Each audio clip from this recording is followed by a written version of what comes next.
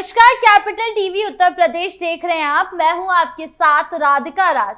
आज इस special story में बात होगी धर्मांतरण की। धर्मांतरण का मुद्दा न केवल यूपी में बढ़ रहा है बल्कि देश के कोने कोने में बढ़ता दिख रहा है। तो कहां से है धर्मांतरण के मामले, बताएंगे आपको विस्तार से।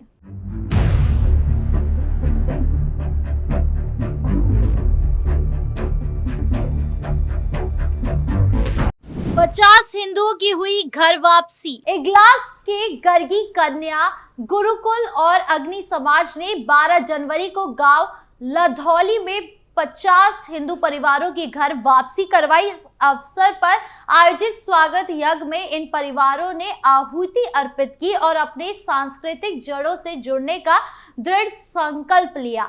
इगलास के कन्या गर्गी गुरुकुल और अग्नि समाज के तत्वावधान में चलाए जा रहे स्वागत यज्ञ में शामिल होकर शराब और मांस का सेवन नहीं करने का संकल्प लिया गया। अग्नि समाज के साथ मिलकर भटके हुए लोगों की घर वापसी के लिए भी पूरे प्रदेश में मुहिम चला रहे हैं।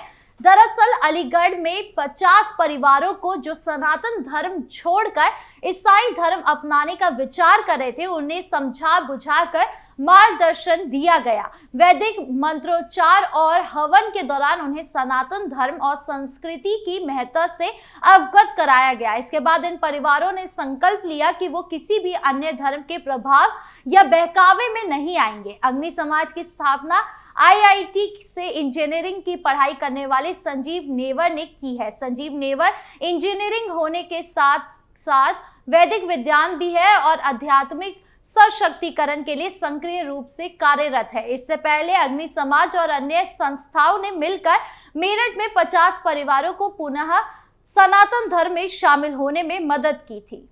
एक्टर साहिल खान ने बीवी का कराया धर्मांतरण। न केवल आम लोग पर एक्टर भी धर्मांतरण के कारण सुर्खियों में आ गए हैं। दरअसल एक्टर साहिल खान ने हाल ही में ऐलान किया कि उनकी दूसरी पत्नी मिलेना अलेक्जेंड्रा ने धर्म परिवर्तन कर लिया है। मिलेना ने इस्लाम कबूल कर लिया है। साहिल खान ने मिलेना से साल 2024 में यूरोप में शादी की थी और अब कुछ महीने बाद पत्नी का धर्म परिवर्तन करवा दिया। इसके लिए एक्टर को यूजर्स ने बुरी तरह लताड़ा है और उन्हें खूब खरी खोटी सुना रहे हैं। यूजर्स का कहना है कि साहिल खान ने पत्नी को धर्म परिवर्तन और इस्लाम कबूल करने के लिए जबरदस्ती मजबूर किया। साहिल की दूसरी पत्नी मिलेना यूरोप के बेलारूस की रहने वाली है। साहिल ने मिलेना से धर्म परिवर्तन का ऐलान करते हुए अपने इंस्टाग्राम अकाउंट पर लिखा, ये बताते हुए बहुत गर्व हो रहा है कि मेरी पत्नी मिलेना अलेक्जेंड्रा ने इस्लाम अपनाने का फैसला किया है। अल्लाह हमें माफ कर दे और हमारी प्रार्थना स्वीकार करे। साहिल खान का ये पोस्ट देख जहां लोगों ने उन्हें बधाई दी, वहीं कई यूजर्स ने एक्टर को बुरी तरह लताड़ा है। एक यूजर ने कमेंट किया, अगर वो आपसे इतना प्यार करती है तो उसके लिए इस्लाम अपनाना क्यों जरूरी है? अगर आप उससे सच्चा प्यार करते हैं तो क्या आप ईसाई धर्म स्वीकार नहीं करेंगे? बिना अध्ययन और शोध किए इस्लाम अपनाने से क्या फायदा? और केवल इस्लाम ही नहीं, सिर्फ शादी के लिए किसी भी धर्म को अपनाने का क्या फायदा अगर आप दोनों के बीच मजबूत रिश्ता है? बहरहाल मैं साहिल भाई को सुखी वैवाहिक जीवन की शुभकामनाएं देता हूं। एक और यूजर ने लिखा, क्या शादी के बाद धर्म बदलना जरूरी है? एक और कमेंट है, अगर आप उससे सच में प्यार करते हैं तो क्या आप चाहते हैं कि वो अपना धर्म बदल ले? वो जैसी भी है उसे स्वीकार करो। साहिल के पोस्ट पर इसी तरह के ढेरों कमेंट्स है। साहिल ने गले में क्रॉस पहना हुआ है और इसके लिए भी यूजर्स ने उनकी क्लास लगाई। यूजर्स ने कहा, अगर वो मुसलमान है तो फिर दूसरे धर्म का सिंबल क्यों पहना है? मोहन भागवत का विवादित बयान। आरएसएस प्रमुख मोहन भागवत ने पूर्व राष्ट्रपति प्रणब मुखर्जी को लेकर एक महत्वपूर्ण दावा किया। उन्होंने कहा कि मुखर्जी ने अपने कार्यकाल के दौरान संघ के घर वापसी अभियान की सराहना की थी और यह भी कहा था कि संघ के इस प्रयास के बिना आदिवासियों का एक हिस्सा राष्ट्र विरोधी हो सकता था। भागवत ने ये बात इंदौर में आयोजित एक कार्यक्रम में कही, जहां उन्होंने विहिप नेता चंपत राय को राष्ट्रीय देवी अहिल्या पुरस्कार प्रदान किया। चंपत राय श्री राम जन्मभूमि तीर्थ क्षेत्र ट्रस्ट के महासचिव भी है। अपने संबोधन में भागवत ने बताया कि जब संसद में घर वापसी को लेकर बहस चल रही थी तब उनकी पहली बार मुखर्जी से मुलाकात हुई थी। उन्होंने कहा, डॉक्टर प्रणब कुमार मुखर्जी उस समय राष्ट्रपति थे जब मैं उनसे पहली बार मिला तो संसद में घर वापसी को लेकर बहुत विवाद चल रहा था। मैं पूरी तैयारी के साथ गया था, लेकिन उन्होंने मुझे पूछा कि आपने कुछ लोगों को वापस लाने के बाद प्रेस कॉन्फ्रेंस क्यों की, ऐसा करने से विवाद होता है। उन्होंने ये भी कहा कि अगर मैं कांग्रेस में होता और राष्ट्रपति नहीं होता तो मैं भी संसद में इसका विरोध करता। हालांकि उन्होंने ये भी माना कि संघ के प्रयासों के कारण 30% आदिवासी ईसाई या राष्ट्र विरोधी बनने से बच गए।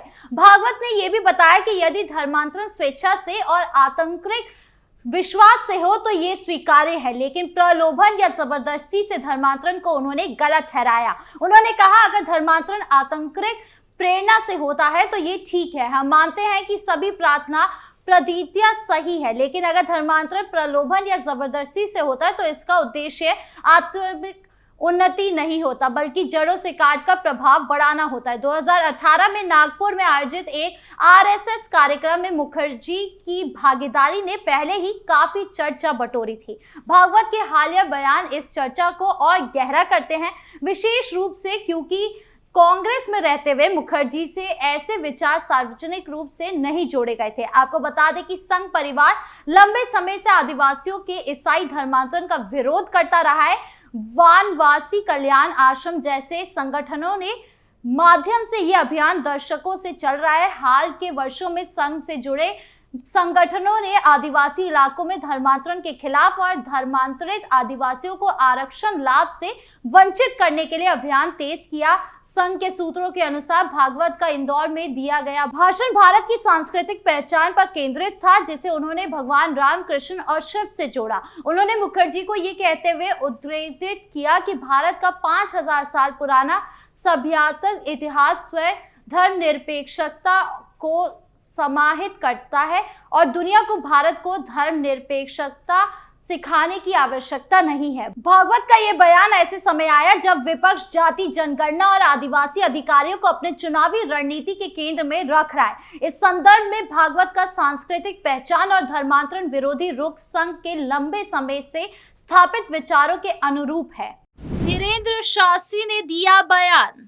बागेश्वर धाम पीठाधीश्वर पंडित धीरेन्द्र कृष्ण शास्त्री ने एक बार फिर कुंभ को लेकर बड़ा बयान दिया है। ओडिशा के पुरी में 5 दिवसीय धार्मिक कार्यक्रम चल रहे। धीरेन्द्र शास्त्री इस दौरान पुरी में एक श्री भागवत कथा में शामिल होने पहुंचे। बाबा बागेश्वर पंडित धीरेन्द्र कृष्ण शास्त्री ने बगैर किसी का नाम लिए कहा कि कुछ दिन पहले किसी भाई साहब ने कुंभ की भूमि को वक्फ का बताया था। उनसे कह दो कि तुम्हारे अब्बा नहीं, हमारे बब्बा की जमीन है, क्योंकि इस्लाम धर्म का जन्म अरब देश से हुआ है, भारत से नहीं हुआ है, और जो तुम्हारे पास है वो जमीन हमने तुम्हें दी है। यह उदारता समझो है, नहीं तुम्हारी कुछ है, तुम्हारी अलग देश है। कुछ दिन पहले कुंभ की तैयारी के दौरान इंडिया मुस्लिम जमात के अध्यक्ष मौलाना शहाबुद्दीन रजवी बरेलवी ने कहा था कि महाकुंभ के मेले में जिस तरीके से नागा सन्यासियों ने, अखाड़े परिषद, स्वामी बाबाओं ने मुसलमानों के प्रवेश पर प्रतिबंध लगाया है, उस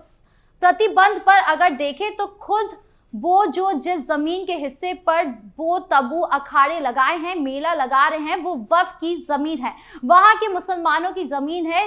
जिस बयान पर आज धीरेन्द्र शास्त्री ने प्रतिक्रिया दी, धीरेन्द्र शास्त्री ने आगे कहा कि सनातन धर्म जैसा कोई धर्म नहीं है, जो वासुदेव कुटुंबकम एकमात्र ऐसा धर्म है जो पूरी दुनिया को परिवार मानकर जीता है। इस दौरान मंच से बागेश्वर सरकार ने हिंदुओं से कहा कि मुसलमान को कुरान का ज्ञान है, ईसाइयों को बाइबल का ज्ञान है, लेकिन हिंदुओं के टूटने और बंटने का एक ही कारण है कि हिंदुओं के बच्चों को ना गीता का ज्ञान है, ना रामायण का ज्ञान है, और हमें इंटेलिजेंस हिंदू बनना है। अब धर्मांतरण का मामला क्या रुख लेता है, ये देखने वाली बात होगी। आपको क्या लगता है, कमेंट बॉक्स में जरूर बताएं। वीडियो अच्छी लगी हो तो लाइक शेयर करें और चैनल को सब्सक्राइब करना ना भूलें। नमस्कार।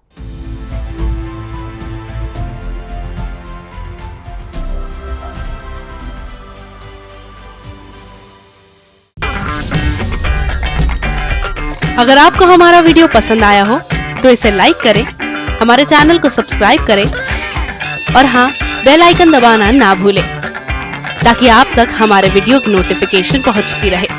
आप अपना सुझाव हमें कमेंट बॉक्स में दे सकते हैं। हमारे साथ जुड़ने के लिए शुक्रिया।